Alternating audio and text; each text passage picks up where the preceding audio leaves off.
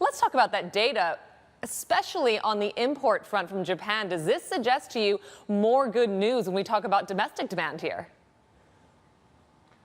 Yeah, I would certainly be in that camp. I mean, if you look at the exports and import data in Japan over the past year or so, they've been growing consistently at high double-digit rates. And the import side was actually, on balance, always a little bit stronger, at the very least stronger than expected. So I do think we have a very good global environment, which of course helps foreign demand and supports foreign demand and exports. But we also have a domestic economy in Japan that is doing far better than most people expected just, before this run of good data started more than a year ago.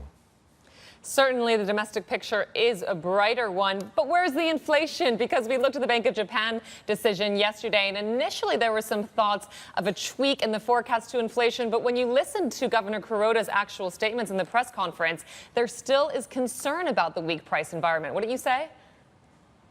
Yeah, I say he's absolutely right. And if you want to be more specific, if you look at the entire BOJ board, I would personally be closest, I guess, to Kataoka-san, who is the one dissenter for several months now, voting consistently for easing of monetary policy.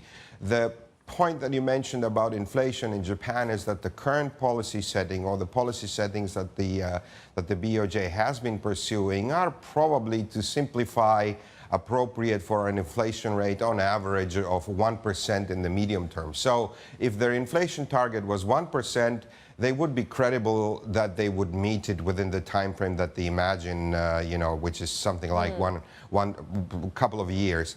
If they want to hit their 2%, which is their official target, and want to be taken at their word, they need to ease policy. And I think that's a challenge that Kuroda-san, if he is reappointed, will have to deal with once that issue is out of the way and we know who the next chairman or president of the Bank of Japan will be. So I do think that they will need to ease if they want to hit the 2% within the time frame that they imagine.